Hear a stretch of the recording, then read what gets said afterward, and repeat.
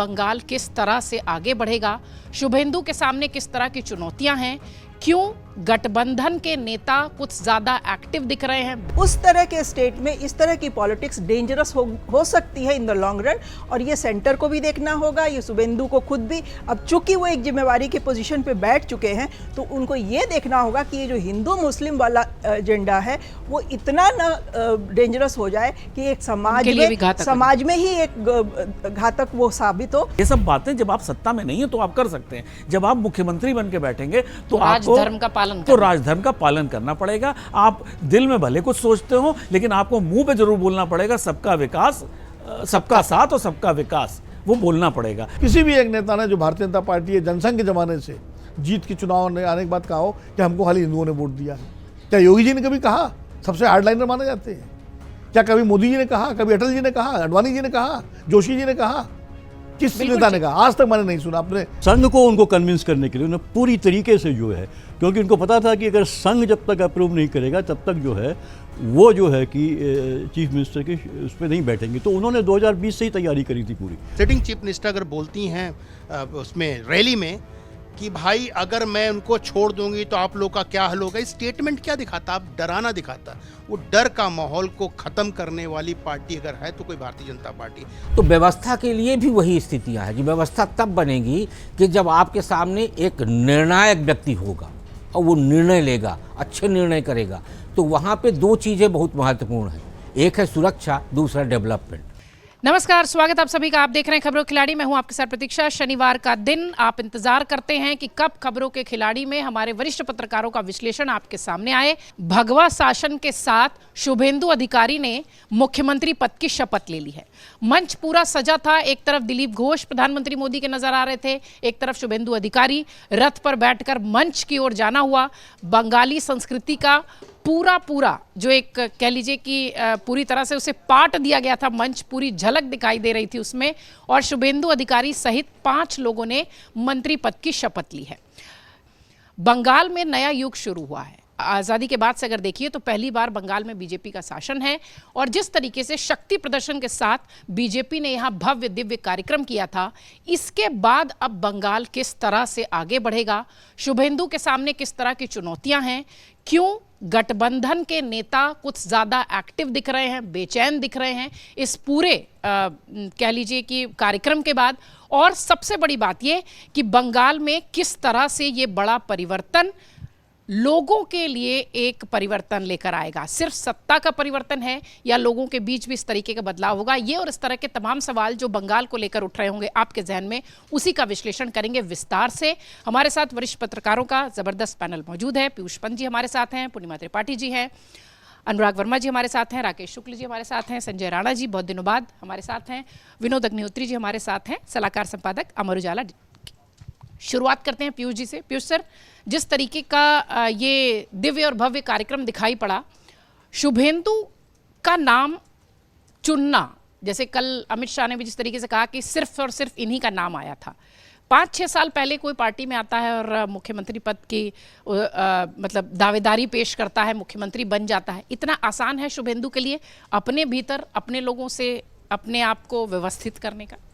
देखिए, शुभेंदु लगातार जो है 20 से जो है वो भाजपा के साथ बने हुए हैं, और शुभेंदु ने देखिए पहले, इसके पहले जो है दिलीप घोष का जो उनके अध्यक्ष रहे हैं वो, और उन्होंने काफ़ी जो 2021 का चुनाव था जो 77 सीट बीजेपी को आई है, वो उनकी एक बहुत बड़ी भूमिका थी उसमें, लेकिन उनको साइड ट्रैक कर दिया गया। फिर शुभेंदु जो है वो लाइमलाइट में आए और वो फ्रंट पे आए, और तब से वो लगातार वही देखिए जो उनका एजेंडा है भारतीय जनता पार्टी का, जो हिंदुज़म का जो है, हिंदुत्ववाद का, एंटी मुस्लिम जो एजेंडा है, जैसे आपका असम में हम देखते हैं जो वहाँ के मुख्यमंत्री हैं, बिल्कुल उसी तर्ज पे जो है शुभेंदु ने ये कम्युनिकेट किया। हालांकि वो कांग्रेस से टीएमसी में गए, टीएमसी में काफ़ी समय रहे, मंत्री भी रहे, और वो जो है संघ को उनको कन्विंस करने के लिए उन्होंने पूरी तरीके से जो है, क्योंकि उनको पता था कि अगर संघ जब तक अप्रूव नहीं करेगा तब तक जो है वो जो है कि चीफ मिनिस्टर के उस पर नहीं बैठेंगे, तो उन्होंने 2020 से ही तैयारी करी थी पूरी, और उन्होंने पूरा ये कोशिश करी किस तरह से एक डिवीज़न किया जाए पूरा कम्युनलाइज किया जाए पूरा माहौल को और हर तरफ से। और उन्होंने सीधे सीधे कहा, उन्होंने आपको देखा नंदीग्राम में उन्होंने अभी कहा था सबका साथ सबका विकास नहीं, जो हमारे नहीं, साथ उसका विकास। और साफ कहा था मैं तो हिंदुओं का ही काम करूंगा, हिंदुओं ने मुझे वोट दिया, मुस्लिम तो खुलेआम उन्होंने वही जो विश्वकर्मा वहाँ कर रहे थे असम में वो उन्होंने किया पूरी तरीके से। और साफ साफ ये मैसेज दिया उन्होंने कि नहीं, हम हिंदू राष्ट्र ही हो जिसके लिए आरएसएस निकली हुई है और भारतीय जनता पार्टी इसे आगे बढ़ा रही है। आरएसएस को कन्विंस कर रहे थे वो इतने दिनों से। बिल्कुल आरएसएस को कन्विंस कर रहे थे और उसमें वो सफल भी रहे, क्योंकि देखिए 2-3 नाम चले भी, लेकिन हमें पता था कि शुरू से ही जो है कि इन्हीं का नाम रहेगा, शुभेंदु का ही नाम रहेगा, वही थे।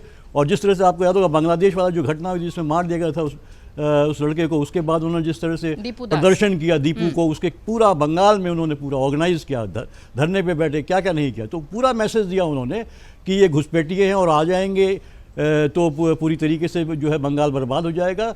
तो ये जो मैसेज भारतीय जनता पार्टी देखिए बंगाल का जो है शुरू से आप देख लीजिए श्यामा प्रसाद मुखर्जी के टाइम से हिंदू सभा में वो जब थे उसके टाइम पूरा बंगाल जो है ना वो एक राष्ट्रवाद जो है और कह लीजिए या उसके नाम पे हिंदू मुस्लिम की एक जमीन रही है वहाँ पे, इसी आधार पे भारतीय जनता पार्टी लेकिन वाम आती के रही है, समय काम तो इतना करती हिंदू रही है। मुस्लिम नहीं दिखता था ना। टीएमसी के समय जब ममता आई तो हिंदू मुस्लिम और ध्रुवीकरण की बातें ज्यादा होने लगी।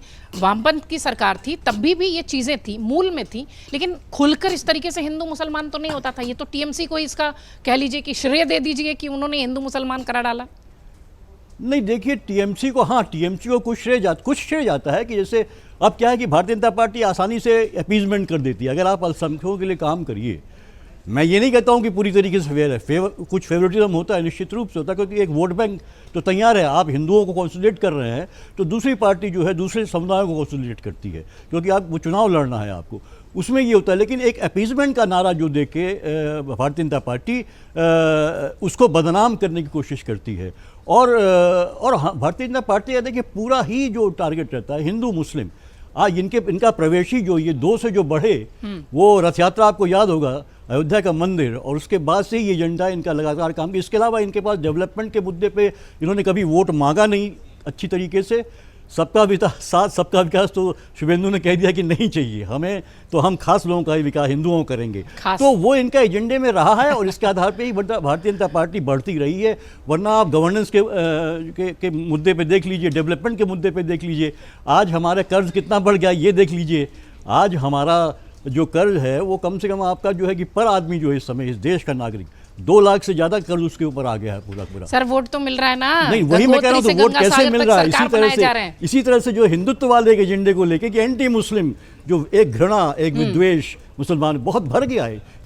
पूर्णिमा मैम, जिस तरीके से बंगाल की इस वक्त की स्थिति दिखाई पड़ती है, वो 4 दिन का गैप हुआ, उसमें शुभेंदु के पीए की हत्या हो गई, अभिषेक बैनर्जी का नाम आने लगा, शुभेंदु जो है वो खूब आंसू बहाते दिखाई पड़े, वो वीडियो पूरे सोशल पर वायरल हुआ ये कहते हुए कि मैं बदला लूंगा और हिंदू कहलाने लायक नहीं रहूंगा, राजनीति छोड़ दूंगा वगैरह वगैरह सारे दावा वो उनकी पत्नी के सामने बच्ची उनके गोद में लेकर वो करते दिखाई पड़े। ये वीडियो भी हमारे दर्शक देख रहे हैं, बहुत सारे सोशल प्लेटफॉर्म पर भी ये वीडियो पड़ा हुआ है। इस तरीके की जब चिंताएं आपकी वोट और शपथ ग्रहण के बीच में आती, इसका मतलब हिंसा रोकना, सुशासन लाना, ये सारी चीजें शुभेंदु के लिए ज्यादा बड़ी चुनौती है कंपैरिजन टू ममता सरकार में जिस तरीके का व्यवस्था चल रही थी। तो यहाँ तो पूरा ही, क्योंकि प्रशासन को भी अब पूरी तरह से अपने हिसाब से चलाना पड़ेगा। देखिए प्रतीक्षा, जिस तरह से चुनाव शांतिपूर्ण तरीके से हुए, कोई हिंसा नहीं हुई, तो उसके बाद जो रिजल्ट के बाद 2 दिन हमने जो देखा है जिस तरह से हिंसा हुई थी वो काफ़ी अनफॉर्चुनेट था और काफ़ी दुखदाई था।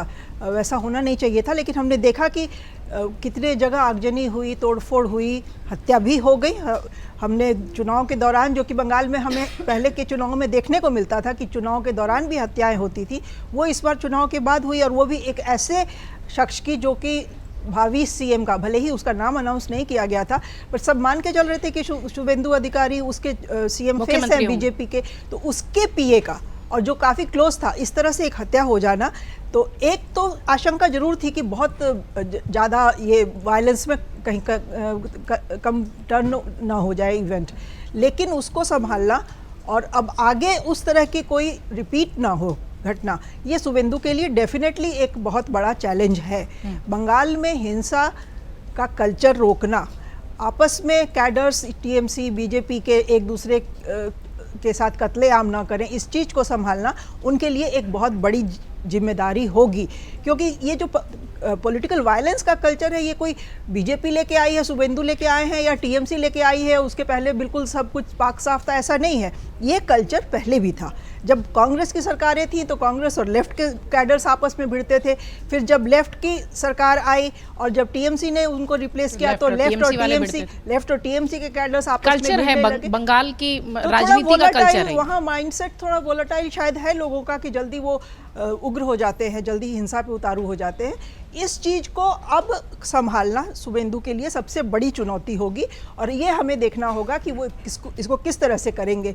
लेकिन जहाँ तक उनकी ऑर्गेनाइजेशनल स्किल्स की बात है, देखिए शुभेंदु की आप नैरेटिव से, उनके रेटोरिक से अग्री करें डिसअग्री करें, लेकिन एक बात तो ये साफ है कि उनकी ऑर्गेनाइजेशनल कैपेसिटी बहुत अच्छी है, अनप्रेसिडेंटेड रूप में अच्छी है। नहीं तो 20 में जो आदमी पार्टी ज्वाइन करे और 26 में इतनी बड़ी उसको जीत दिला दे और सीएम भी बन जाए, जबकि उनका आरएसएस का बैकग्राउंड नहीं रहा है, तो ये एक बहुत अनसरमाउंटेबल सा एक चैलेंज उनके सामने था, जो कि उन्होंने बड़े आराम से करके दिखाया। और जितना वो जूझते रहे ज़मीन पर, ये हमने देखा है। तो मुझे लगता है कि वो इस चीज़ से टैकल करने में सक्सेसफुल रहेंगे, उसमें उनको दिक्कत नहीं होगी। दूसरा, सेंटर का सारा सपोर्ट उनके पास रहेगा। एक चीज़ जो मुझे थोड़ी सी अभी चिंताजनक ये लग रही है कि जिस तरह से उन्होंने बिल्कुल ओपनली एक कम्युनल प्रोपेगेंडा को बढ़ावा दे दिया है, वो किसी भी स्टेट के लिए और खास करके बंगाल जैसे स्टेट के लिए, जिसमें कि बहुत संख्या में, एक तो ये बॉर्डर स्टेट है, बहुत संख्या में मुस्लिम आबादी है, पोरस बॉर्डर होने की वजह से इधर से उधर लोगों अक्रॉस द बॉर्डर लोगों का आना जाना लगा रहता है। उस तरह के स्टेट में इस तरह की पॉलिटिक्स डेंजरस हो सकती है इन द लॉन्ग रन, और ये सेंटर को भी देखना होगा, ये शुभेंदु को खुद भी। अब चूंकि वो एक जिम्मेवारी की पोजीशन पे बैठ चुके हैं, तो उनको ये देखना होगा कि ये जो हिंदू मुस्लिम वाला एजेंडा है वो इतना ना डेंजरस हो जाए कि एक समाज में ही एक घातक वो साबित हो। हमने अभी देखा वहाँ का माहौल कितना जहरीला हो गया है, इसका एक अंदाजा लगाइए। महुआ मोइत्रा किसी फ्लाइट में बैठी थी और उनको घेर के लोगों ने फ्लाइट के अंदर एक तो उनको चोर कहा, बद्दी उनके सामने गालियां दी और फिर नारे लगाने शुरू कर दिए।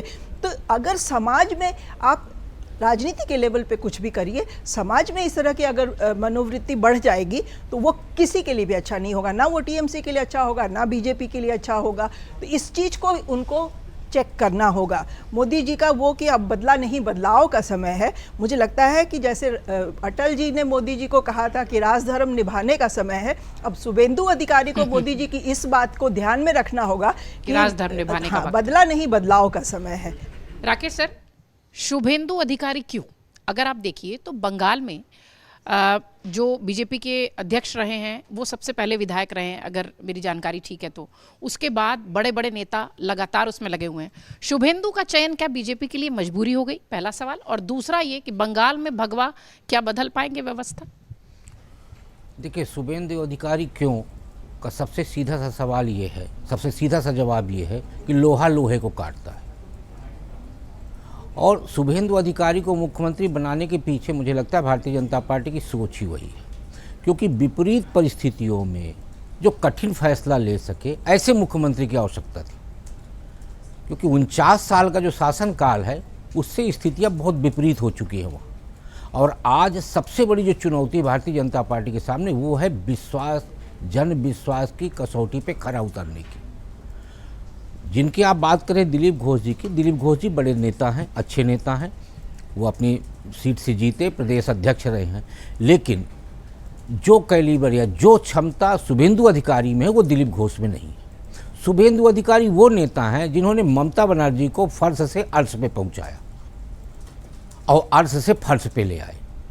दिलीप घोष में नहीं है। दिलीप घोष फायर ब्रांड है, बहुत मुखर होके बोलते हैं। नंदीग्राम से स्टार बने थे शायद, नंदीग्राम आंदोलन में ही। नहीं, सिंगूर से शुरू हुआ। सिंगूर के आंदोलन से नैनो टाटा का जो प्रोजेक्ट था उससे ये आंदोलन शुरू हुआ। उसको पूरा लीड किया शुभेंदु अधिकारी ने। ममता बनर्जी को उन्होंने फ्रंट पे रखा और ममता बनर्जी उसके बाद से बहुत आक्रामक नेता थी पहले से, लेकिन उसके बाद उनका एक करंट तैयार हुआ बंगाल के अंदर। और उसके बाद जब नंदीग्राम का केमिकल फैक्ट्री का आंदोलन हुआ तो उस नंदीग्राम आंदोलन में भी शुभेंदु अधिकारी ही ड्राइवर थे और ड्राइवर होके सारथी बन के उन्होंने ममता बनर्जी को फर्श से अर्श पे पहुंचा दिया। और उसी दो आंदोलन के चलते 2011 में ममता बनर्जी यानी तृणमूल कांग्रेस एक बड़ी जीत के साथ बंगाल में शासन पे आई। वही शुभेंदु अधिकारी नंदीग्राम और भवानीपुर में ममता बनर्जी को हरा दिए। तो इससे ताकत का अंदाज़ा लगता है कि शुभेंदु अधिकारी कौन है। शुभेंदु अधिकारी आज जो एक बहुत बड़ी चुनौती जिसको हम मानते हैं कि पश्चिम बंगाल में भारतीय जनता पार्टी की सरकार के सामने है, वो है विपरीत परिस्थितियाँ। बहुत अनुकूलता नहीं है वहाँ, और वहाँ विपरीत परिस्थितियाँ जो हैं सबसे बड़ी हैं आपके हिंदू और मुसलमान की। ठीक है, शुभेंदु अधिकारी ने कहा, लेकिन किसके लिए कहा? क्या उन्होंने सारे मुसलमानों के लिए कहा या उन लोगों के लिए कहा जिनको पोषित किया गया है पिछले 34 साल और 15 साल में? तो एक हमें जब देखते हैं तो देखते समय हमें ये जरूर स्पष्ट करना पड़ेगा कि वो किसके बारे में कहा गया। सर, वो हिंदुओं के लिए बात की है, वैसा स्पेसिफाई तो नहीं किए थे कि मैंने मुस्लिमों के लिए नहीं। उन्होंने कहा मैं हिंदुओं के लिए काम करूंगा क्योंकि उन्होंने मुझे वोट दिया। लेकिन तब वो चीफ मिनिस्टर नहीं थे। और हर राजनेता अपने मतदाता को एड्रेस करता है। यदि मतदाता को नेता प्रतिपक्ष यानी प्रधानमंत्री के समतुल्य होते हुए माननीय राहुल गांधी जी भी यदि इसी तरह का एड्रेस करते हैं, तो शुभेंदु अधिकारी तो उस समय पर नेता प्रतिपक्ष थे और नेता प्रतिपक्ष के तौर पे उन्होंने भी एड्रेस किया। लेकिन आज वो मुख्यमंत्री बन गए हैं, तो क्या वो तोप चला देंगे क्या पूरे पश्चिम बंगाल में या मुसलमानों पे? ऐसा नहीं होगा ना, क्योंकि जिम्मेदार पद पे बैठने के बाद इंसान जिम्मेदारी से काम करता है। और शुभेंदु अधिकारी भी पश्चिम बंगाल में, दूसरा आपने जो कहा कि भारतीय जनता पार्टी की सरकार, व्यवस्था कैसे बनेगी? व्यवस्था, तो व्यवस्था के लिए भी वही स्थितियां हैं कि व्यवस्था तब बनेगी कि जब आपके सामने एक निर्णायक व्यक्ति होगा और वो निर्णय लेगा, अच्छे निर्णय करेगा। तो वहाँ पे दो चीज़ें बहुत महत्वपूर्ण हैं, एक है सुरक्षा, दूसरा डेवलपमेंट। तो ये दोनों चीज़ों को आप तब चला सकते हैं जब आप पहले सुरक्षा व्यवस्था ठीक करेंगे, यानी जो एक भरोसा आपने दिया है वहाँ के लोगों को कि हम आपको सुरक्षा देंगे, एक महिलाओं के मन में जो सुरक्षा का भाव आपने पैदा किया है कि अब आप बिल्कुल पूरी तरह से हमारे शासनकाल में सुरक्षित रहेंगी, वो भाव बढ़ना चाहिए। भाव भय में परिवर्तित अब नहीं होना चाहिए। और ये सबसे बड़ी चुनौती है शुभेंदु अधिकारी के सामने। और जो डेवलपमेंट के काम रुके हुए हैं, उस डेवलपमेंट के रुके हुए कामों के सामने से स्पीड ब्रेकर हटा के आपको बंगाल को फिर उसी बंगाल में ले जाना पड़ेगा जो बंगाल ईस्ट इंडिया कंपनी के समय पे था। क्योंकि पश्चिम बंगाल में कोलकाता वो शहर है जहां भारत की पहली फैक्ट्री 1851 में पड़ी थी, और आज वो भारत है, वो बंगाल है, वो कोलकाता है जहां फैक्ट्री बंद होने का एक अपना रिकॉर्ड है। 2011 से 2025 के बीच में 6,600 कंपनियां बंद हुई हैं, कई हजारों MSME के काम खत्म हुए हैं। और जो ममता बनर्जी 2 कंपनियों को बंद कराने का वरदान बन के आगे आई, आज उस बंगाल में आपको औद्योगिकीकरण के रास्ते पे आगे बढ़ाना पड़ेगा। और रोजगार, सुरक्षा, ये तमाम ऐसे सब्जेक्ट हैं जिनका सामना सबसे पहले शुभेंदु अधिकारी का हो। सुशासन एक बड़ी चुनौती है उनके लिए। अनुराग सर, जिस तरीके से शुभेंदु शपथ लेते नजर आए, 5 मंत्री उनके साथ, 4 मंत्री दिखाई पड़े, वो सारे को सेट किया गया कि उसमें जो है मथुआ समुदाय के भी व्यक्ति को प्रतिनिधित्व मिले, फिर आदिवासी समुदाय के लिए भी मिले, फिर महिला प्रतिनिधित्व मिले, अग्निमित्रा पॉल भी नजर आई। तो ये सारा सामंजस्य मंच पर तो दिख गया। कितना आपको लगता है कि अब भीतर मैनेज करना जो है, वो सुशासन, हिंसा रोकना, घुसपैठ रोकना, ये सारी चुनौतियां तो हमें दिख रही हैं, भीतर की कौन सी चुनौती आप देखते हैं शुभेंदु के लिए? मात्र 6 साल हुए हैं उन्हें पार्टी में आके और वो CM है। देखिए, सबसे बड़ी चुनौती वहाँ पे जो है वो है ममता बनर्जी ने जो वहाँ पे कैडर खड़ा किया है, और जो ममता बनर्जी ने और उसके पहले लेफ्ट ने जो वहाँ पे व्यवस्थाएं बनाई हैं, जो जिस दिशा और जिस डायरेक्शन में प्रदेश चल रहा है, जो लेफ्ट ने और ममता ने बनाया है, उसको कैसे ब्रेक करना है पार्टी के भीतर। भाई पार्टी क्या है? वही तो है पार्टी। आज वेस्ट बंगाल बीजेपी क्या है? वहीं से तो आई है। असम की जो अगर आप बात करें बीजेपी, वो कांग्रेस से आई है। यहाँ वाली जो पहले लेफ्ट था, फिर TMC हुआ, अब वो बीजेपी हो गई। तो अब जो शुभेंदु अधिकारी के लिए जो सबसे बड़ा चैलेंज है कि जो वहाँ की अशांत वातावरण में पले पोषित हुए जो नेता हैं उनको किस तरह से केंद्र की जो डिसिप्लिन्ड व्यवस्था में कैसे लाना है, वो शुभेंदु अधिकारी के लिए सबसे बड़ा चैलेंज है। देखिए, जो भी नेशनल पार्टी होती, चाहे वो कांग्रेस हो या बीजेपी हो, वो काम नहीं कर सकती जो रीजनल पार्टी करती है। तो जो रीजनल पार्टी ने, जो ममता बनर्जी ने वहां जो एकदम उद्दंड व्यवस्था बनाई थी, उसको किस तरह से अनुशासित करना है, वो शुभेंदु अधिकारी के सामने सबसे बड़ा चैलेंज है। और देखिए, उससे भी बड़ी चीज क्या है, ममता बनर्जी को शांत बैठने वाली नहीं है। वो ये जो हार है, एक तो स्टेट की हार जो थी सो थी, जो उनकी अपनी सीट पे हार है, उसमें वो बहुत वो घायल शेरनी की तरह हैं इस समय। वो शुभेंदु अधिकारी ये सोचें कि अब मैं सीएम बन के बैठ गया और सब कुछ अब एक नए डायरेक्शन में चलेगा। शुभेंदु इतना नहीं सोचेंगे, वो साथ ही रहकर आए हैं उनके। हाँ, नहीं, साथ है कि वो शेर, हाँ, नहीं, नस से वाकिफ है, इसलिए उनको ज्यादा इस बात की उनको चिंता होगी कि ममता बनर्जी शांत बैठने वालों से नहीं है। और जो ममता बनर्जी को डैमेज किया है, वो इकलौते आदमी ने डैमेज किया है, शुभेंदु अधिकारी ने। अगर शुभेंदु अधिकारी नहीं होते, मैं एकदम जिम्मेदारी से बात कह सकता हूं, ममता बनर्जी का राजनीतिक कैरियर जिस तरह से उस पर फुल स्टॉप लगा है, एटलीस्ट वेस्ट बंगाल में फिलहाल तो दिख ही रहा है। हाँ, वो उसके लिए सबसे बड़ा जो व्यक्ति को जिम्मेदार अगर वो मानती होंगी, तो वो शुभेंदु अधिकारी को ही मानती होंगी। पहले नंदीग्राम और उसके बाद अब भवानीपुर। वो हार उनके लिए ज्यादा तकलीफ देती बनिस्बत वेस्ट बंगाल के हार। और उस हार ने इनका जो इंडिया अलायंस में जो इनके अपने सपने थे, उसको भी डैमेज किया। उस पर मैं दूसरे दौर में आऊंगी। तो अब की जो स्थिति ये है कि शुभेंदु अधिकारी को सबसे पहले उस कैडर को डिसिप्लिन करना, जो सबसे बड़ा, भाई अभी तक तो आप विपक्ष में हो, आप कुछ भी बोलो जाके, जो अभी बात हो रही है कि हम सिर्फ हिंदुओं के लिए काम करेंगे, या हम उनको देख लेंगे, मैं सांस नहीं लूंगा, मैं सोऊंगा नहीं, ये सब बातें जब आप सत्ता में नहीं है तो आप कर सकते हैं। जब आप मुख्यमंत्री बन के बैठेंगे तो आपको राजधर्म का पालन करना पड़ेगा। आप दिल में भले कुछ सोचते हो, लेकिन आपको मुंह पे जरूर बोलना पड़ेगा, सबका विकास, सबका साथ और सबका विकास, वो बोलना पड़ेगा। तो शुभेंदु अधिकारी को एक दूसरा बड़ा चैलेंज ये भी है कि उन्हें खुद भी क्या बोलना है ये समझना पड़ेगा। जी, कि वहाँ जो बार बार ये होता है ना, बांग्लादेशी घुसपैठी है, लेकिन वहाँ जो सबसे बड़ा चैलेंज है नई सरकार के सामने, वो चैलेंज बांग्लादेशी घुसपैठियों से ज़्यादा है कि तृणमूल के उपद्रवकारियों की घुसपैठ होने से रोका जाए। हाँ, ये बड़ा चैलेंज है जो अनुराग जी बोल रहे थे।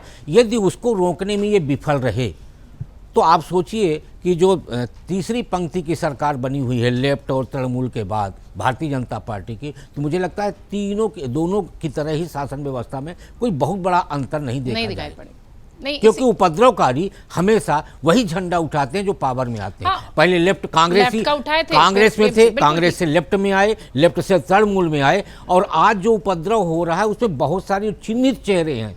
वो वही चिन्हित चेहरे हैं जो कल तक तृणमूल का झंडा लेके चल रहे थे, आज भारतीय जनता पार्टी का झंडा लेके वहां पे उपद्रव कर।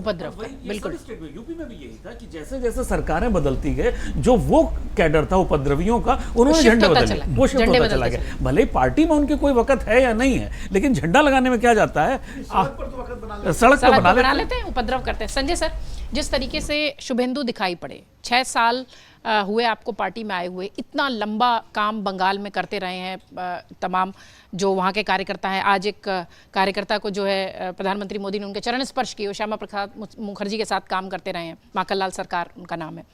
तो जब इस तरीके की चीज़ें बंगाल में इतने समय से चलती आ रही है, ऊपर से वहाँ कोई बाहर का आदमी आता है और वो सिर्फ ममता के वोट तोड़कर लाया है, इसलिए उसे सीएम का पद दे दिया जाए, और उसके बाद फिर वो अपने लोगों को मतलब सेटिस्फाई करता रहे, तो वो जो पुरानी पूरी पंक्ति, लंबी वाली पंक्ति पड़ी हुई है, उसमें क्या असंतोष नहीं होगा? और वो असंतोष बंगाल में जो व्यवस्था केंद्रीय नेतृत्व चाहता है उसके लिए घातक नहीं होगा?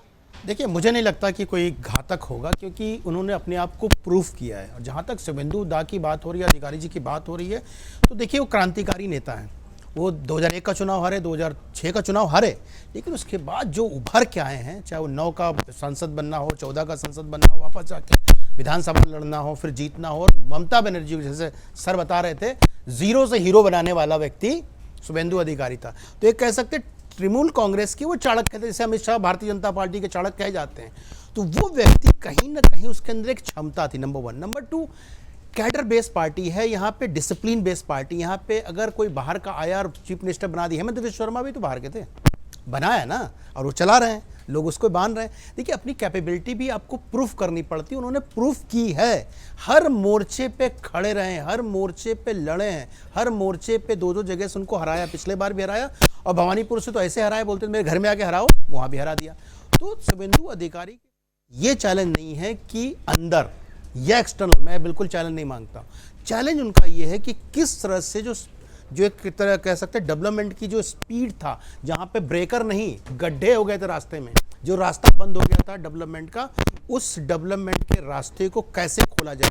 2011 से समझ लीजिए वहाँ पे इंडस्ट्रियल डेवलपमेंट नहीं है। पहले देखिए, कानपुर को मैनचेस्टर ईस्ट कहा जाता, तो उसके बाद अगर उत्तर प्रदेश का पूरी भी भाग ले ले, बिहार ले लें, सब लोग नौकरी करने कलकत्ता जाते थे। पहले बम्बई दिल्ली कोई नहीं आता था, लेकिन वो हब था जो ख़त्म हो गया है, उस हब को हब बनाना इनका एक बड़ा चैलेंज होगा। जहाँ तक बात हो रही थी कि उपद्रवी तत्व या एंटी सोशल एलिमेंट्स, देखिए वो किसी पार्टी के सत्ता के साथ रहना चाहते हैं, लेकिन भारतीय जनता पार्टी के साथ ये है कि वो आते ही सारे उपद्रवी तत्व या एंटी सोशल एलिमेंट सब शांत हो जाएंगे। और बार बार ये कहा जाता है कि भारतीय जनता पार्टी हिंदू मुस्लिम करती, मुझे नहीं लगता। ये बताइए, मेरे आँख में मक्काबा, मेरे दिल में काबा किसने बोला था? भारतीय जनता पार्टी किसी नेता ने नहीं बोला था, ये एक सांसद ने बोला था। और जा कर के एक chief minister, sitting chief minister अगर बोलती हैं उसमें रैली में कि भाई अगर मैं उनको छोड़ दूंगी तो आप लोग का क्या हल होगा, इस स्टेटमेंट क्या दिखाता? आप डराना दिखाता। वो डर का माहौल को ख़त्म करने वाली पार्टी अगर है तो कोई भारतीय जनता पार्टी। आज जो पूरा आपने देखा, जो शपथ ग्रहण समारोह हुआ, या मोदी जी का छोटी सी एक कह सकते हैं उन्होंने अपना एक रोड शो किया था, हाँ रोड शो किया था, वो क्या दर्शाता? और वहाँ के लोगों में उत्साह कितना है। अर्बन की बात करें तो सारे पुरुषों ने ज़्यादा वोट दिया है और महिलाओं के प्रति। तो ये सब चीज़ें दर्शाता है कि इतनी 200+ सीट पा जाना एक इतना छोटा मैंडेट नहीं है, बहुत बड़ा मैंडेट है, और कहीं ना कहीं बदलाव के लिए मैंडेट है। बार बार ये लोग बोल देते हैं कि ये पार्टी ये करती है, ऐसा करती है। अरे जो तुष्टीकरण हो रहा था राष्ट्र में, आज़ादी के बाद से तुष्टीकरण ही हो रहा था। राष्ट्र में सबका साथ सबका विकास होना चाहिए, इस राष्ट्र में सबको अधिकार होने चाहिए। हम बोलते हैं कॉन्स्टिट्यूशन में हमारे लिखा हुआ है, मैं तो वकील भी हूँ, कॉन्स्टिट्यूशन में कहीं लिखा है माइनॉरिटी कमीशन होना चाहिए? बना ना। कॉन्स्टिट्यूशन में लिखा हुआ है कि आप पर्सनल लॉ होना चाहिए? नहीं है ना, बना ना। तो तुष्टीकरण होता रहा, उस चीज़ों को हम लोग को अलग हटना पड़ेगा। जहाँ तक हम बात कर रहे थे कि बॉर्डर स्टेट है, बॉर्डर स्टेट हो या इंटरनल स्टेट हो या कोई भी स्टेट हो, ये देश का एक अंग है, उसको उसी तरह देखना चाहिए और अंग को मजबूत करने पे काम होना चाहिए। मजबूत कैसे होगी? जब उसकी सुरक्षा की जाएगी। उसको खोल के अगर आप रख देंगे, कोई भी आपका घर का दरवाजा खोल के रख देंगे, तो आपका चोर आपके घर में आ जाएगा, बढ़िया सामान वामान लेके चला जाएगा। वहाँ पे यही हो रहा था, बाहर वाले आ रहे थे, अंदर वाले को 2 थप्पड़ मार रहे थे और बेचारा अंदर वाला चुपचाप बैठ जा रहा था। तो वो चीज़ें बंद होनी चाहिए, दरवाजे पे सिटकनी होनी चाहिए, जिसको हमारे लैंग्वेज में कानपुरिया बोलते हैं, सिटकनी लगा दो और कुंडी लगा दो, वो बंद होना चाहिए था। वो बंद करने का काम होगा। मुझे पार्टी के अंतर्गत कोई चैलेंज नहीं दिख रहा, एक्सटर्नल चैलेंज नहीं। मुझे चैलेंज ये है कि वो जो कमिटमेंट है, भारतीय जनता पार्टी ने कमिटमेंट किया है, मैं सुरक्षा की बात भी नहीं कर रहा, वो भी मैनेज हो जाएगा। कमिटमेंट है विकास का, कमिटमेंट है रोजगार का, कमिटमेंट है कि उस चीज़ पे जो पटरी से उतर चुकी रेलगाड़ी थी उसको पटरी पे चलाना कैसे, वापस लाना कैसा, वो चैलेंज है। उस पर उनको काम करना पड़ेगा। और कहीं ना कहीं शुभेंदु अधिकारी और सेंटर में मोदी जी का जो एक गाइडेंस है, उसके तहत हमें लगता है कि वो चीज़ें आ जाएगी। जितनी बातें मैंने सुनी, मुझे ऐसा लगता है कि शुभेंदु के लिए उनको थोड़ा योगी आदित्यनाथ भी होना है, थोड़ा हेमंत बिश्व शर्मा भी होना है और थोड़ा पुष्कर सिंह धामी भी होना है। शुभेंदु नहीं होना, शुभेंदु तो वो स्वयं ही है। असली तो व्यक्ति को उनको शुभेंदु ही होना है। देखिए, 2-3 चीज़ें हैं जो सब मित्रों ने कही, ये सही है। भारतीय जनता पार्टी को जिस तरह का मैंडेट मिला है और जिन परिस्थितियों में मिला है, उसमें शुभेंदु से बेहतर कोई दूसरी चॉइस हो ही नहीं सकती थी, क्योंकि ये सामान्य मैंडेट नहीं है। जैसे मध्य प्रदेश में मिल गया, राजस्थान में मिल गया, तो आप भजन लाल को बना दीजिए या मोहन यादव को बना दीजिए। ये एक ऐसा मैंडेट है, कॉम्प्लिकेटेड मैंडेट है। एक तरफ ममता बनर्जी की सरकार के खिलाफ एंटी इनकम्बेंसी का मैंडेट है, एक तरफ घुसपैठिया और हिंदू मुसलमान के नैरेटिव का मैंडेट है, और एक तरफ विकास की तमाम आकांक्षाओं का मैंडेट है। तो इसलिए ऐसे में आप दिलीप घोष को बनाएं या श्रमिक भट्टाचार्य को बनाएं या जो भी उनके और तमाम हैं, वो शायद, क्योंकि भारतीय जनता पार्टी के नीचे स्ट्रक्चर नहीं है। भले 206 सीटें मिल गई बिल्कुल हों, ठीक। लेकिन नीचे ग्राउंड पर भाजपा का स्ट्रक्चर नहीं है पश्चिम बंगाल में, ये सच है। वोट मिल जाना अलग बात है, वो स्ट्रक्चर अगर किसी का पास है तो शुभेंदु अधिकारी के पास है। और अभी जैसे मित्र लोग कह रहे थे शुभेंदु को उन तत्वों को दूर रखना होगा, मुझे लगता है शुभेंदु उन तत्वों को लाएंगे पार्टी में। जो तृणमूल कांग्रेस की कमर तोड़नी है अगर उनको, तो वही तत्व तो तृणमूल कांग्रेस की ताकत है जो सीपीएम की ताकत थे, वो टीएमसी की ताकत है गाँव में शहरों में, उनको वो बीजेपी की तरफ लाएंगे और उनको अपने नियंत्रण में रखेंगे, तब टीएमसी कमज़ोर होगी। एक तो ये उनका है। और मैं एक उदाहरण बताता हूँ, अभी एक बड़े सीनियर ब्यूरोक्रेट जो है, मेरे दोस्त हैं, कल ही मुझे बता रहे थे, वो बंगाल अभी 5 तारीख को जा गए थे और धनबाद से वो तारापेट जा रहे थे। तो रास्ते में उन्होंने बताया कि ट्रकों की लाइन लगी हुई थी, सब रुके हुए थे। तो गाड़ी उन्होंने आगे बढ़ाई तो पता लगा कि तमाम लोग जो है वो पटका डाले भगवा और झंडा लिए और ट्रकों से वसूली कर रहे थे और सब ट्रक वाले पैसे दे रहे थे। तो उन्होंने पूछा ये कौन है, बोले कल तक टीएमसी के लिए वसूली कर रहे थे, आज बीजेपी के लिए कर रहे हैं। यही मैंने बोला कि ये तो आम लोगों पर उसका तो वही है। असर। ये मैं कह रहा हूँ, ये तो वो होगा, लेफ्ट से कांग्रेस से लेफ्ट शिफ्ट हुए, लेफ्ट में लेफ्ट से शिफ्ट हुए टीएमसी में, टीएमसी से बीजेपी। ये चैलेंज भी है और ये प्लस भी है कि शुभेंदु अब आप ले भी आएंगे उनको तो उनको फिर कंट्रोल रखना पड़ेगा। कंट्रोल रखना बड़ी चुनौती है उनको, जब आप सिस्टम के अंदर ले आएंगे अपने साथ उनको, क्योंकि शुभेंदु उसी सिस्टम से आए हैं ना। और शायद टीएमसी में सिस्टम शुभेंदु ने तैयार किया था, क्योंकि ममता बनर्जी तो स्ट्रीट फाइटर थी, वो तो फेस थी, अभिषेक बनर्जी तो बाद में आए। ये सिस्टम शुभेंदु और जो दूसरे जो सेकंड लाइन लीडर थे उन्होंने तैयार किया था, और उसके बाद अभिषेक बनर्जी ने टेक ओवर किया होगा या और लोगों ने जो उनके साथ तो इसलिए शुभेंदु सिस्टम को जानते भी हैं और वो करेंगे।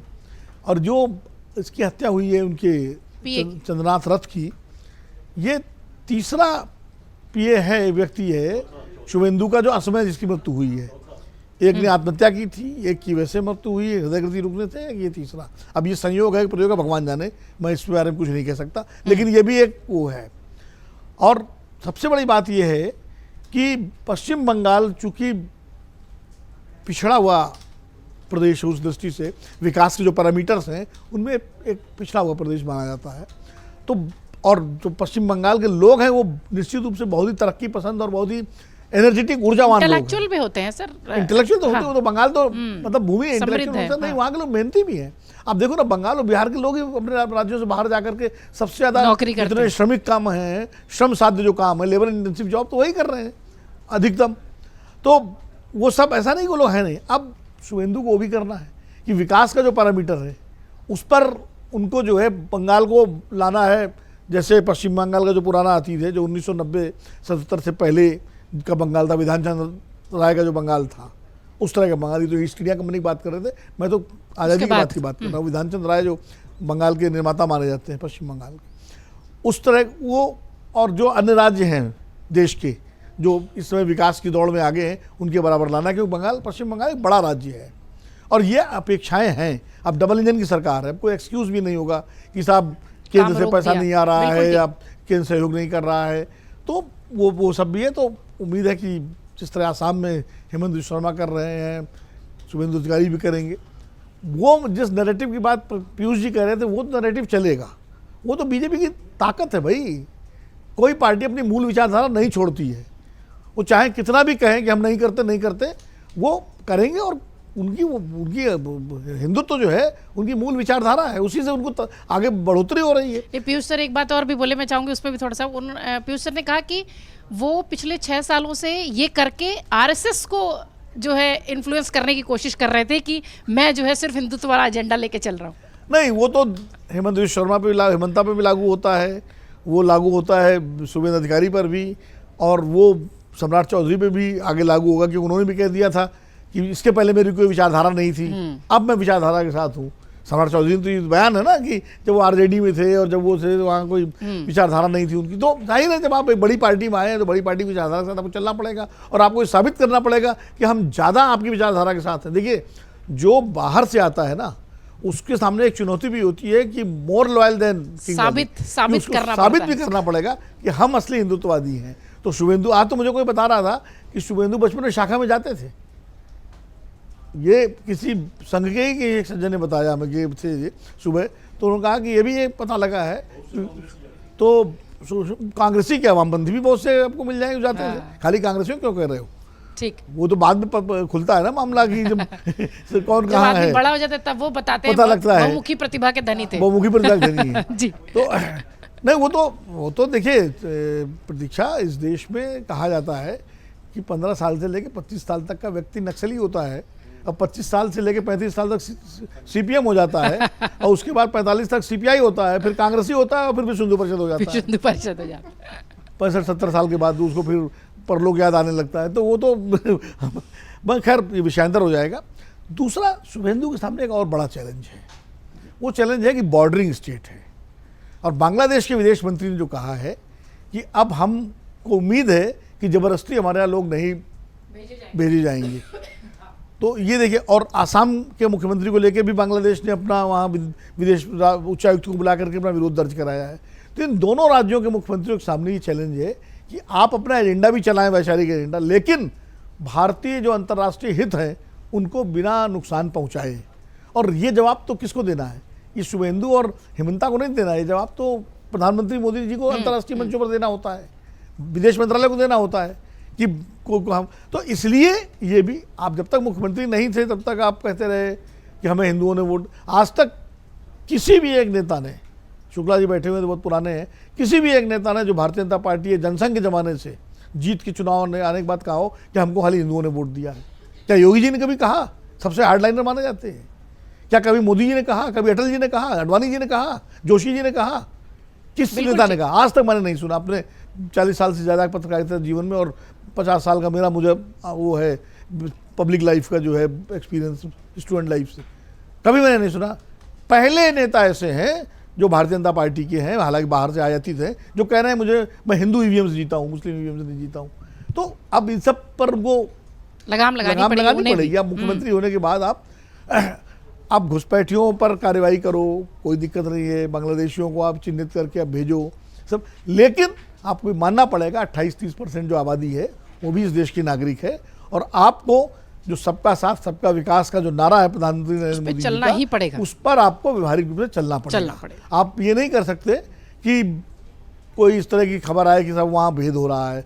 ये भेद तो हमारे उन्होंने योगी जी की आपने बात की ना, योगी जी चाहे आक्रामक भाषण कितना भी दें, लेकिन ये बात सही है कि उत्तर प्रदेश की किसी भी विकास की योजना में कोई भेदभाव नहीं है, हो भी नहीं सकता, संवैधानिक रूप से आप कर भी नहीं सकते। करेंगे तो चैलेंज हो जाएगा तुरंत, और उसको इसलिए उस रास्ते पर शुभेंदु अधिकारी को भी चढ़ना पड़ेगा।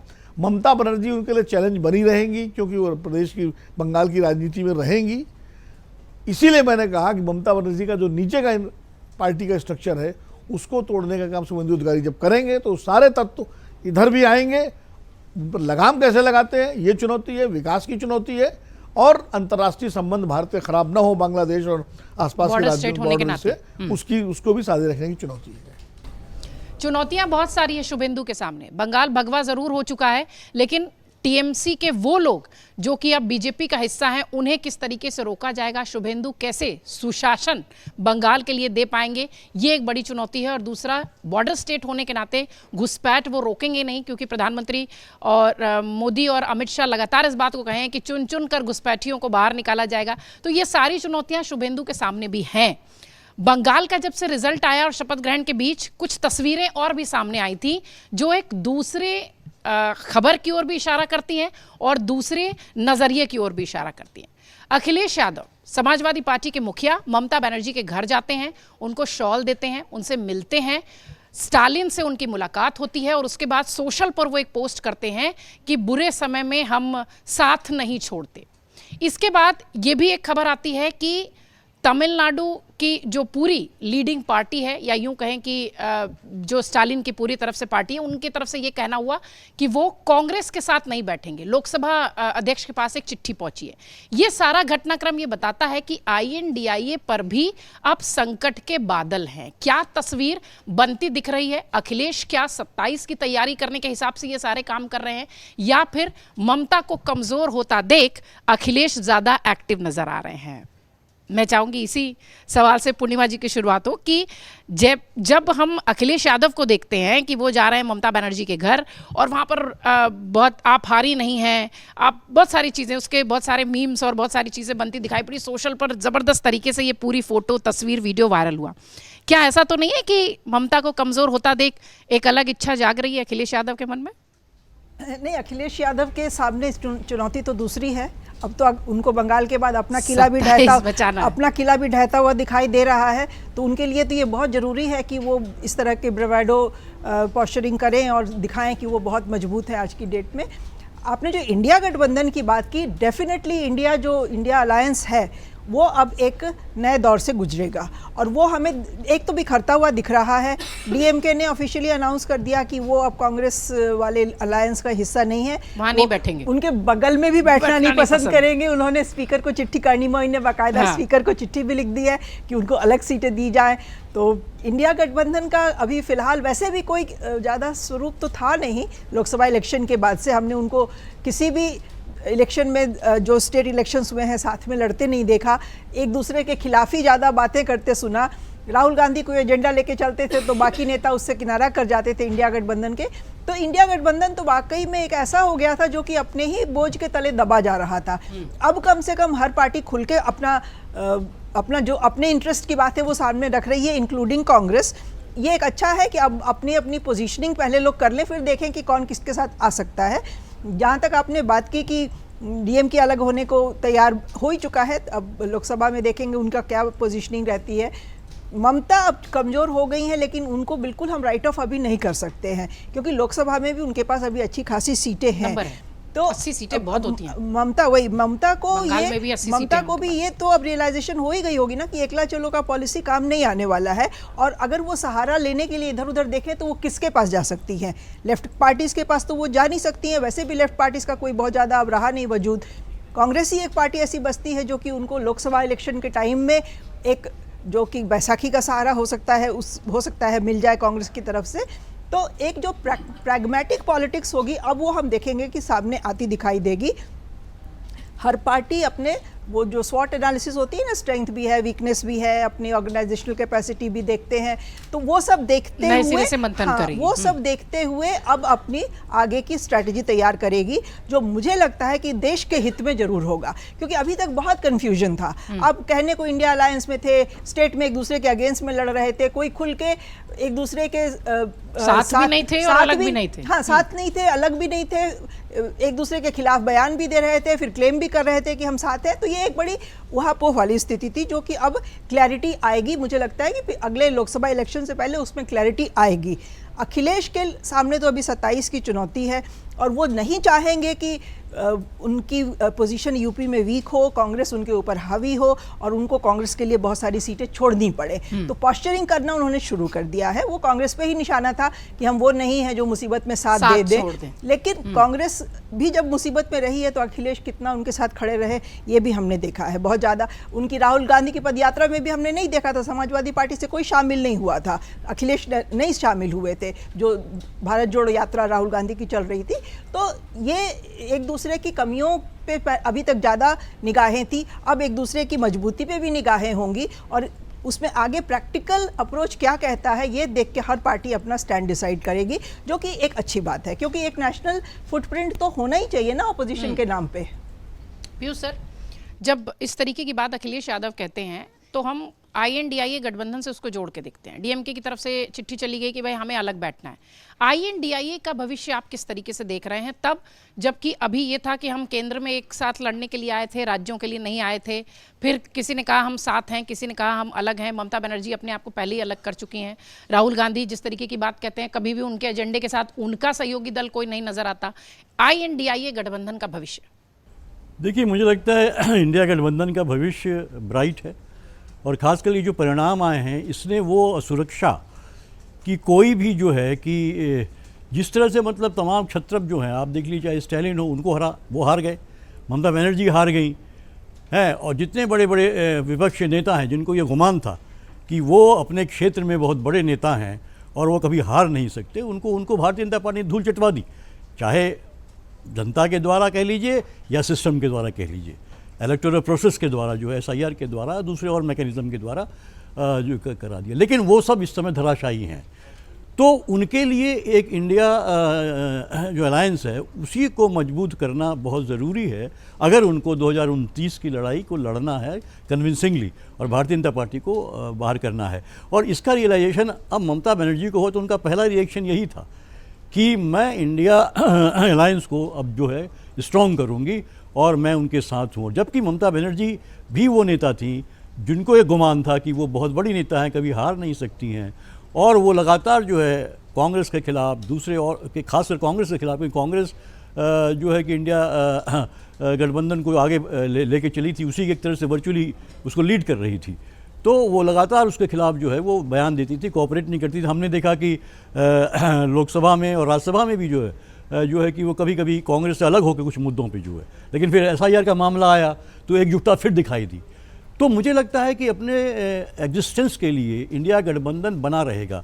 ये थपेड़े आएंगे और देखिए ये शुरू से बहुत साफ था कि इंडिया गठबंधन जो केंद्रीय चुनाव है सेंट्रल लेवल पे वो हम साथ लड़ेंगे, और जो अपने अपने, क्योंकि हर पार्टी के अपने अपने प्रभाव क्षेत्र है होता है और वहाँ बढ़ना ग्रो करना चाहता है, तो वो कॉन्ट्राडिक्शंस पैदा होते हैं। कोई पार्टी छोड़ नहीं देगी, हाँ तुम ले TMC तुम लड़ो, हम नहीं हट जाते हैं, और जो तुम लड़ो SP तुम लड़ो, हम नहीं, BSP के तुम लड़ो, वो सब चाहते हैं, लेकिन एक अंडरस्टैंडिंग हो तो बेहतर है।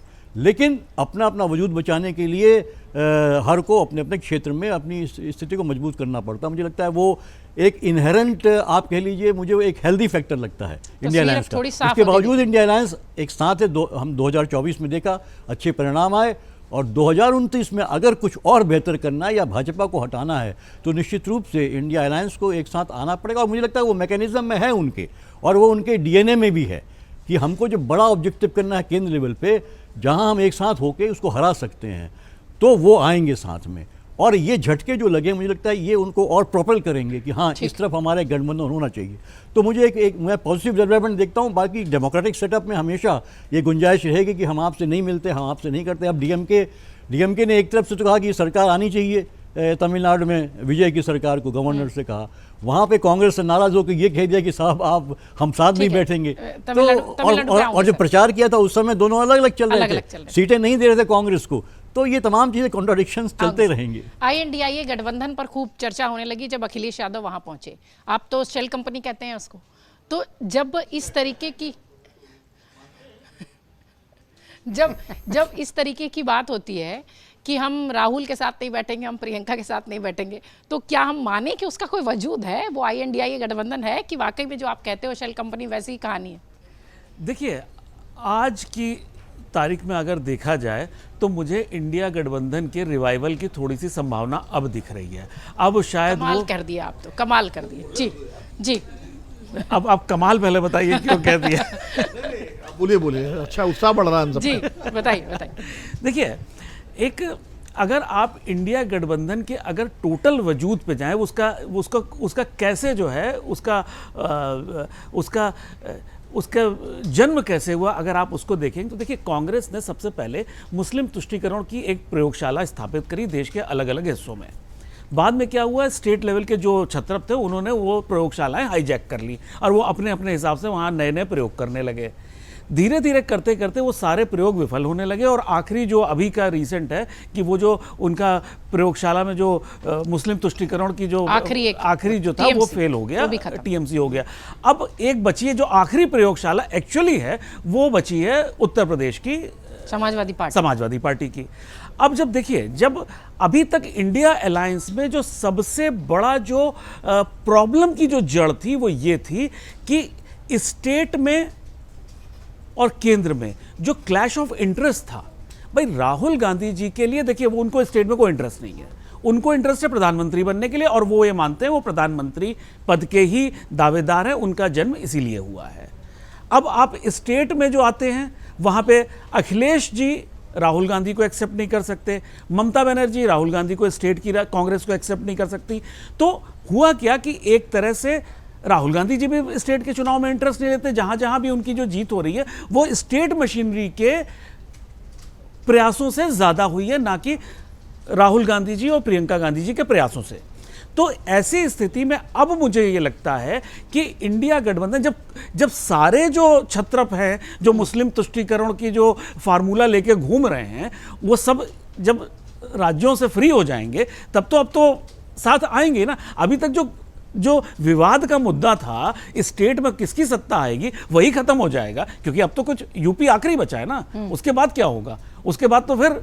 लेकिन अब यहां जो सबसे बड़ी समस्या आती है वो ये आती है, देखिए मतलब जो इंडिया अलायंस के अस्तित्व को सबसे ज्यादा जो प्रॉब्लम है वो ये है कि अब इंडिया अलायंस का नेता कौन है।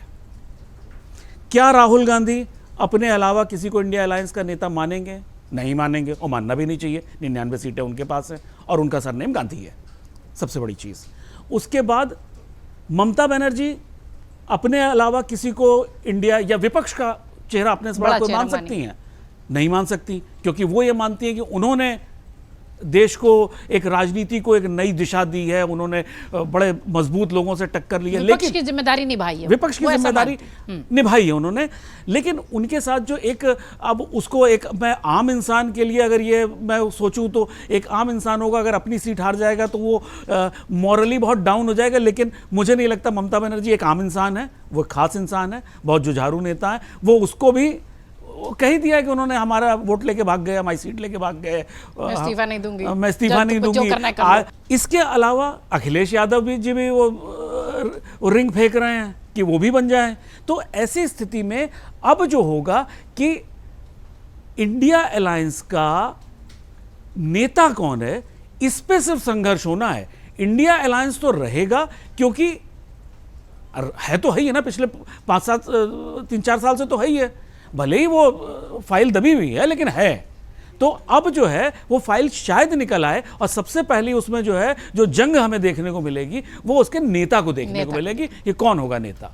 संजय सर, जब अखिलेश यादव ममता जी से मिलने पहुंचे तो वो खुश तो दिख रहे थे, उन्होंने कहा कि अरे आप बहुत लड़ी, आप हारी नहीं हैं, ये तो खेल है, ये है वो है।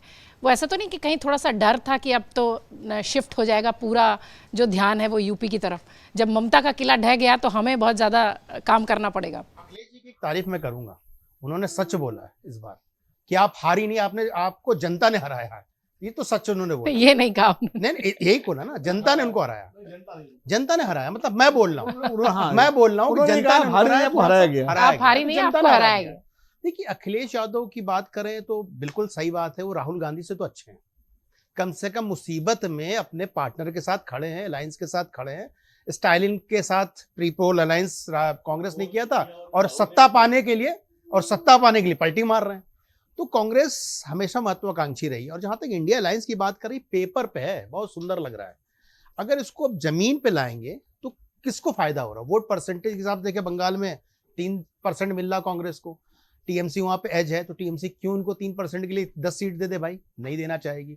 तमिलनाडु में चलिए डीएमके के साथ उन्होंने अगर 24 का देखा, 10% वोट मिला था, चलिए एक मार्जिनल था, लेकिन डीएमके का वोट था, कांग्रेस का वोट था, ये क्वेश्चन है। अगर विधानसभा देखे 3.37% वोट मिला है।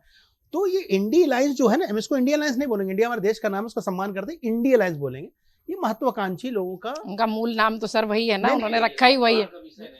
इसलिए कहते हैं कि ए अलायंस है। हाँ, ए अलायंस, हाँ, ये आपने सही बोला। और ये बात राहुल गांधी जी के सामने भी आई थी, उन्होंने भी कहा था, तो कहा गया ए जो लगा हुआ है वो अलायंस, इसलिए इंडिया अलायंस। इसलिए आप लोग इंडिया ये वरिष्ठ पत्रकार, इन्होंने मुझे करेक्ट किया, धन्यवाद सर।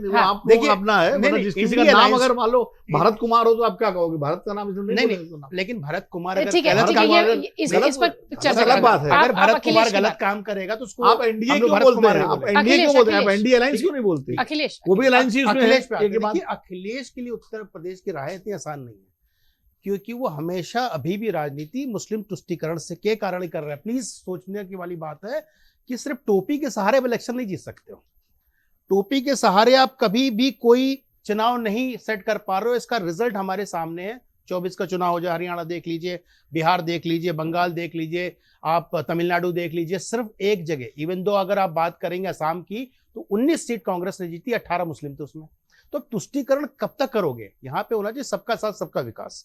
यहाँ पे सब लोगों को रहने का अधिकार है, लेकिन एक वर्ग की अगर राजनीति करेंगे तो जैसे भगवा मैं बंगाल हुआ है, तो हो सकता है ये इस बार तो अच्छी खासी सीट पाए थे, 100 के नीचे का आंकड़ा भी पार करना इनके लिए मुश्किल हो जाएगा। ठीक। तो कहीं ना कहीं डर तो है, और डर जरूरी है, डर के आगे जीत भी होती है, तो डर जरूरी है। ठीक। राकेश सर, अखिलेश यादव की वो पोस्ट, स्टालिन के साथ उनका मिलना और शॉल भेंट करना, ममता से मिलना और आप जीत गई, आप हारी नहीं हैं, ये सारी बातें अखिलेश की INDIA गठबंधन के क्या नेतृत्व करने का मन जो है उनका, वो ये सब बोलवा रहा है, या उनकी चिंता है कि समाजवादी पार्टी अब जब TMC का किला ढह सकता है तो यूपी में स्थिति क्या होगी? देखिए, एक बार फिर से बड़े जोर शोर से इंडी गठबंधन के मजबूती के दावे किए जा रहे हैं, पर मेरे पास जो जानकारी है उसके हिसाब से इंडी गठबंधन पे टूट का एक बड़ा खतरा मंडरा रहा। झारखंड मुक्ति मोर्चा, नेशनल कॉन्फ्रेंस और DMK, ये तीनों कहीं ना कहीं आपको जल्दी ही NDA के पाले में दिखाई देंगे। तीनों भारतीय जनता पार्टी के पुराने मित्र हैं, इसलिए जाने को लेकर कोई परहेज नहीं है, और तीनों कहीं ना कहीं कांग्रेस से व्यथित हैं। बिहार चुनाव के समय पर आप देखिए, सीट नहीं मिलने के कारण हेमंत सोरेन बिल्कुल नाराज थे, RJD पे भी और कांग्रेस पे भी। उन्होंने कांग्रेस को कहा कि इन्होंने साथ नहीं दिया, RJD के पीछे खड़े रहे, मौन रहे। नेशनल कॉन्फ्रेंस में उमर अब्दुल्ला का बयान देखिए कि राहुल गांधी बिल्कुल प्रचार में दिलचस्पी नहीं लिए, तो वो खटास अभी भी बनी हुई है। और कहीं ना कहीं आप उमर अब्दुल्ला का देखिए तो वो नरेंद्र मोदी जी के भर भर के तारीफ कर रहे हैं, क्योंकि उनको सरकार चलाना है और बिना केंद्र सरकार के सहयोग के राज्य सरकार चलाना कठिन होता है। तो ये झारखंड मुक्ति मोर्चा और नेशनल कॉन्फ्रेंस दोनों की एक समस्या है कि उनको केंद्र के साथ समन्वय बिठा के चलना पड़ेगा। DMK को 5 साल का शासन करना है, और 5 साल पार्टी को सर्वाइव करने के लिए आपको किसी के सहयोग की आवश्यकता पड़ेगी। और आज जिस तरह के पॉलिटिकल हालात हैं, उस पॉलिटिकल हालात में DMK बिना सत्ता सहयोग के लंबी यात्रा नहीं कर सकती। भारतीय जनता पार्टी को क्या फ़ायदा होगा? भारतीय जनता पार्टी को 22 सांसद मिलने वाले हैं लोकसभा में, 8 सांसद मिलने वाले हैं राज्यसभा में। तो यदि 22 सांसद लोकसभा में मिल जाएंगे तो जो बार बार एक कहावत कही जाती है कि नीतीश कुमार जी आंख तरेरेंगे, चंद्रबाबू नायडू आंख तरेरेंगे, यदि DMK के 22 सांसद आ जाएंगे तो ये दोनों लोग आंखें मूंद लेंगे। तो भारतीय जनता पार्टी के लिए तो होपफुली अच्छा हो जाएगा ना, 300 का आंकड़ा पार होगा उनका।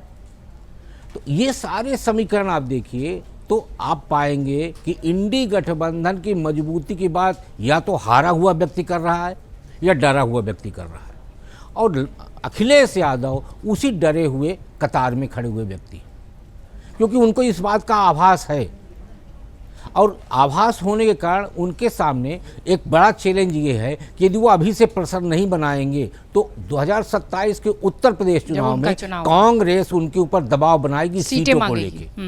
और अभी तक का जो रिकॉर्ड रहा है वो ये बताता है कि समाजवादी पार्टी कांग्रेस को समझौते के तहत उसी विधानसभा की सीटें देती है जिस विधानसभा में ना तो उसका खाता खुलता है ना कांग्रेस का खाता, जहां कमजोर है। हाँ बिल्कुल ठीक। तो वो अपना वो प्लेटफॉर्म तैयार कर रहे हैं कि हम जिससे, क्योंकि तृणमूल कांग्रेस वहाँ लड़ने नहीं आएगी, झारखंड मुक्ति मोर्चा वहाँ लड़ने नहीं आएगी, यानी जो भी क्षेत्रीय दल हैं वो उत्तर प्रदेश में समझौते में सीट मांगने नहीं आएंगे, लेकिन कांग्रेस आएगी। अब कांग्रेस में राहुल गांधी जी के बेचारों की हालत वो है जो शादी तय कराने वाला मध्यस्थ होता है ना, उसके जैसा है। वो वर और वधू दोनों पक्षों का बुरा भला सुनता है, लेकिन न इधर बोल पाता न उधर बोल पाता। तो राहुल जी के सामने चैलेंज ये है कि उनको इंडी गठबंधन पे ये दिखाना है कि देखिए मैं मध्यस्थ हूँ, अब मैं तटस्थ हूँ, लेकिन वो भी दरक गया। आपके तमिलनाडु में आपके 5 विधायक जो चले गए TVK को समर्थन करने, तो उसके चलते आपका एक पुराना अलायंस आपसे नाराज हो गया, और हालत ये हो गई है कि अब तो वो एक जाजम पर बैठने के लिए तैयार नहीं है। चिट्ठी लिख दिया उन्होंने।